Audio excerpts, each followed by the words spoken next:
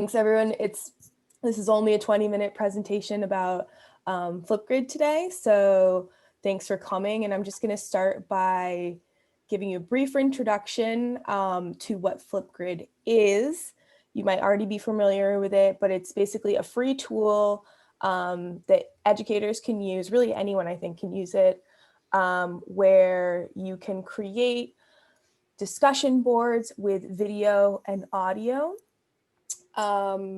I decided to use Flipgrid. I'm in the modern languages department, and this past semester I've been teaching courses in Spanish. And one issue I was having was really just getting the students to speak, especially in the Zoom classroom. It is difficult to encourage students to contribute. And I was teaching an asynchronous, synchronous combination model of Monday. This was in 2 of my courses. Monday, we would have a reading, and they'd have a reading response or quiz before coming to class on Wednesday. We would have the class, and then Friday, they would have to see some movie or read another text and respond. So about midway, not midway, but too late into the semester, I think it was at one of the CELT somethings that someone mentioned Flipgrid, and I looked into it and I thought this could actually be great as an alternative to the discussion board that I've been holding. Another issue was I felt like since students oftentimes had their cameras off, I didn't know anything about them. I didn't know their language level. So that's pretty much what brought me to using the tool. So I use it as a discussion board. The first time I used the tool with my class, I decided we're just going to do it this week. I had my students do it with me in class just because I had never used it before and I was worried. I don't think this is necessary because then once I realized how intuitive it really is, I assigned it in other classes without doing this introductory experience. But if you think your students might benefit from that, you could have them do an in-class activity where they record some sort of discussion response while you're there so that you can answer questions in real time. So the things I'm going to do today are show you it from the side of an instructor. I'm going to share my screen, show it from the side of an instructor. And then I'm also going to share the link that I know was sent out that is a discussion thread that I created for this purpose, so you guys can see it from the side of a student. So you can poke around with that. And then I also have some resources I'm going to share with you guys at the end, and if you have any questions. So let's look at it from the side of an instructor. Alrighty. All right, so Flipgrid. Go to flipgrid.com. You will see Educator Login. I already have an account, so if you're new, you would do Educator Sign Up. But I'm going to log in because I already have an account. So once you're logged in, this is your main page as an educator. And there are 2 sort of formats in Flipgrid. There's groups and there's topics. The way I organized it, well, the first time I did it, I just created a topic. I didn't know what was happening. But then I realized that groups were really useful for your course. And then topics are the discussions within the course. So I didn't really use it last semester for Spanish 101, but I did use it for my advanced culture course. And I used it for my literature course. And the culture course was the one I used it the most in. So once you have this group, you create a group. Let's say test group, you have a join code that you can change. And then you have to set your permissions.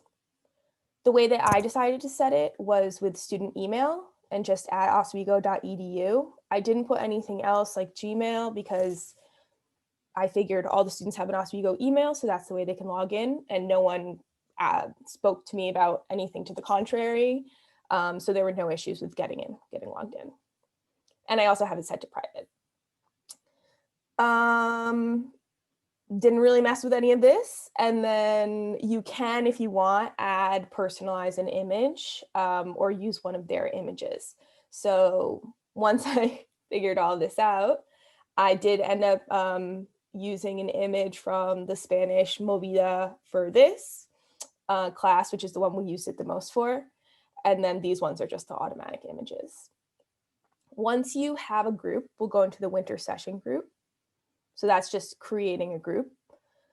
You see that you can make your group active or hidden. So I might, for example, end up hiding this group now that I'm no longer teaching this. Well, I am teaching this course, but with a different set of students. So I'm going to create a new group. You can also share your groups here, either as a link through this QR code, which I have not experimented with. If you use Google Classroom, you can share with Google Classroom. I didn't, John asked me for the embed code, and so I found it here. So this is how you can embed it into Blackboard.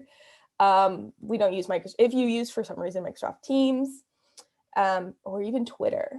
So I would just say I stuck with the link because I would have it within an assignment, but an embed code could be a really good option if you want to have this same group always on Blackboard and say, okay, go to the group and find the topic for this week and respond there.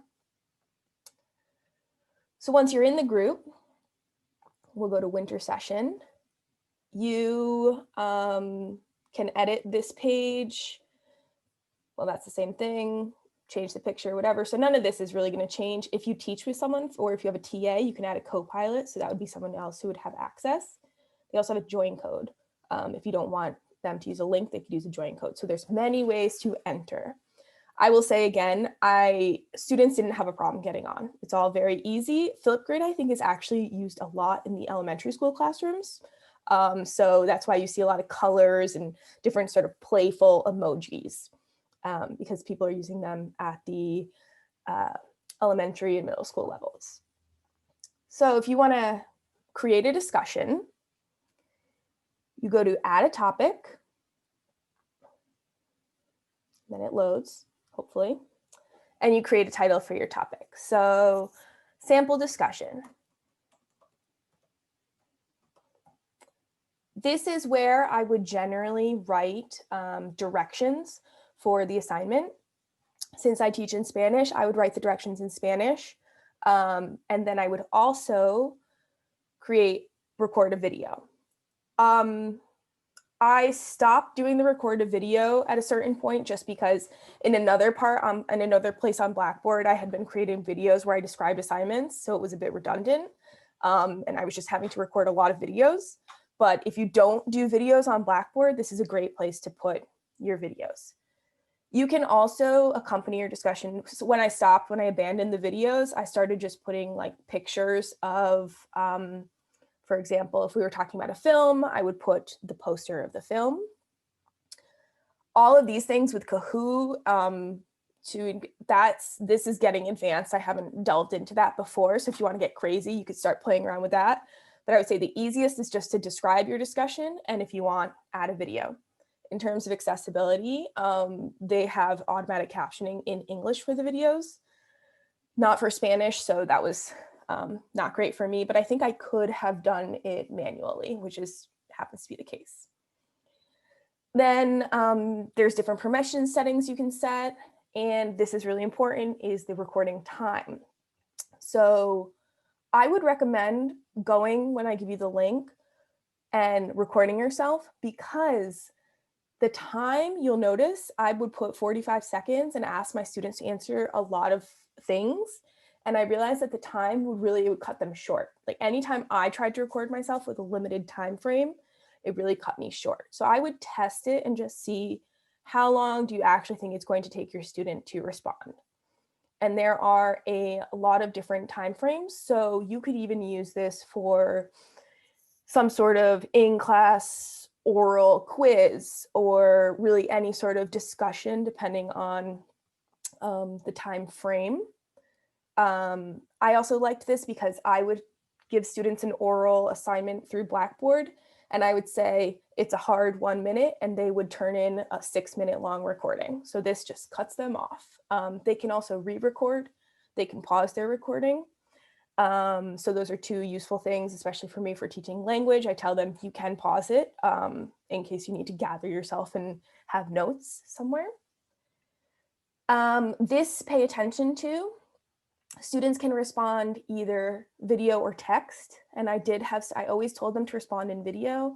And I did have one student who, for some reason, kept responding in text. So I would pay attention to this setting, and I'm going to pay attention to this setting going forward. And the closed captions, I have not played around with that with the answers. So I'm gonna see if that works, because that would be great for language teaching. So you create your topic. I didn't write anything. That's what I'm gonna write. That's our topic. And then you have the link right there. So if you want to just send the students directly to the topic, you have this extra link for the topic apart from the group. There's also settings for changing whether or not the answers will be released automatically, or if you can manage that.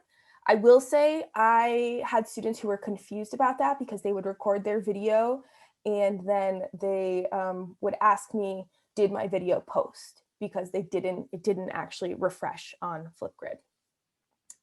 So next, I've come up with, I guess I'm going to stop for a second. If anyone has questions at this point before showing you the resources. I know I went through that pretty quickly. Do students have bandwidth to do Zoom and Flipgrid at the same time? I use Flipgrid for the independent times. I think that if you do want to use Flipgrid in class, it could certainly work.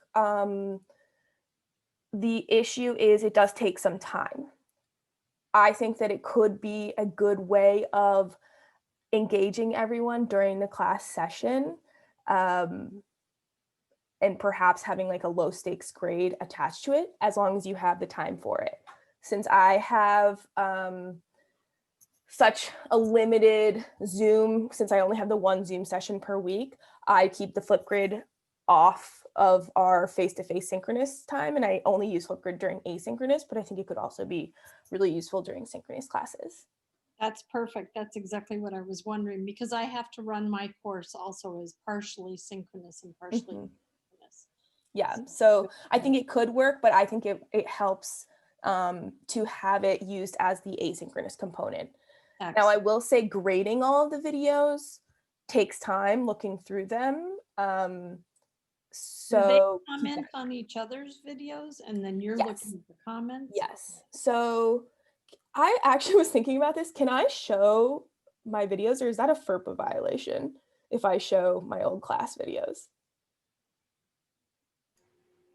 Do we know? Kristen, do you want to weigh in on that? Kristen, am I going to violate FERPA? I would pause the recording. Yeah, I would definitely do that, which we can do. Okay. And FERPA is for educational records. So well, how about whether you consider it a record, and I think that's questionable. I think I could also show the same thing, and maybe I could show after the session. I'll just show in the Getting to Know Flipgrid one that I set up. Thank you, Lisa. Lisa commented. And so what you would do is you would click on Lisa's comment. Don't worry, I won't make everyone watch it, but you can watch it at some point. And then you will add a public comment. So that's what the students would do. They would add a public comment and they would record their video. Now, and this is also why I'm going to link you to this assignment so that you can play with these videos, because there's a lot of things you can do in terms of pausing, adding effects, adding photos. So Flipgrid has a lot of tools that I have not really used. I would go so far as to add like an emoji with my video.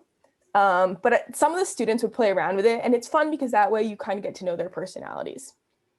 This is also why you would have to turn off the ability to type a comment and just make it so that the student could only speak a comment. Let me just check on time. Okay, so questions again? Catalina, yeah, I have a question. So Sure. what have you found is the advantage to requiring that it's a video comment versus text or video comment? I think for personally, a lot of it has to do with language, where I want to hear them speak because they're working on their oral production. But I think that it also cultivates community in the classroom, seeing someone's face, seeing the way that they behave. I had one student note we would do these participation assessments, and he noted that he was putting effort in because he saw the other students putting effort in. And I think when it's this like full body experience, it's a bit different than the discussion board. And it's also, I guess you could have them just write a comment based on the video, but it's almost like having a stilted conversation if you're having the one video and then the next video instead of just a video and a comment. Yeah, that makes sense. Thanks. Yeah. So do all the students have to have a Flipgrid account, or can they just access the link? And is it connected to, or can it be connected to the Blackboard gradebook? So Blackboard gradebook, no. As far as I know it can connect to Google Classrooms, but I was not able to connect it to, or I didn't try to connect it to Blackboard.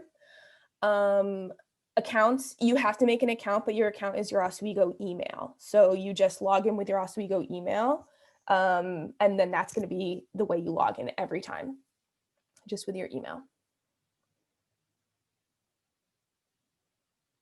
Do we have more questions? Okay. So another thing is that the reason I had it, I would incentivize that they responded to one another, and that was through a grade. So it would be like a 2-part grade, a comment and a response, the way you would do in a discussion board.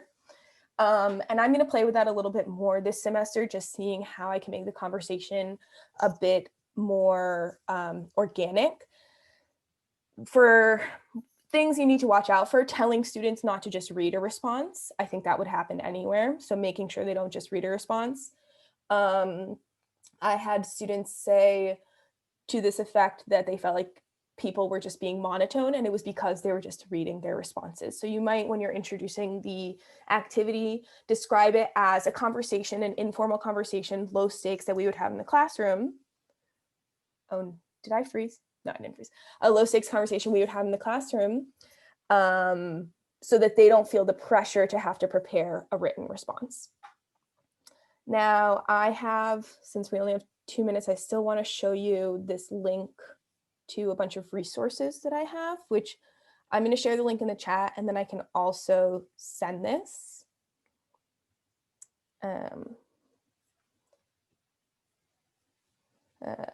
This is why I don't use the Zoom chat. I'm going to stop sharing because I'm really bad at using the Zoom chat. Can do one thing, can't do the other. So this link, I'm going to share again. Just some resources I came up with. So we have the website, which is type in Flipgrid. There's their official getting started guide. There's also a blog that has some useful tutorials that will guide you through all the bells and whistles of Flipgrid. And then this is the link to practice it as if you were a student responding to my topic. So you'll see here I put the description. I recorded a video where I reiterated the description. And then you would record a response. And Flipgrid provides you with a lot of metrics that I personally don't need, but if you want metrics of engagement in your class, that could also be quite useful. So I do want to see if anyone has questions still. No. And I will say, going forward this semester, I'm going to be using it in my Spanish 101 class because I think that was the class that I cultivated the least amount of community in. And my idea is that every Friday, they have to submit a series of just short Flipgrid videos in a combination of very like elementary Spanish and also just English, talking about perhaps problems they're working through, incentivized through a grade. And that way they might get to know each other's voices and faces at least, and feel a bit more comfortable in our Zoom sessions. Video comments only. Exactly. They would have to, so if you wanted them to write video comments only, if they were requiring a response to their video, it has to be a video response. And I just like that because I find it a bit more engaging. But if you don't mind, if you think a text response is fine as well, then that is also available. Yeah, no problem. I know John had experimented once and like allowed both, and people quickly opted for just doing text. So It's much more passive. Yeah. Yeah. Could be some motivation to require it. Mhm. Are we allowed to require video of students?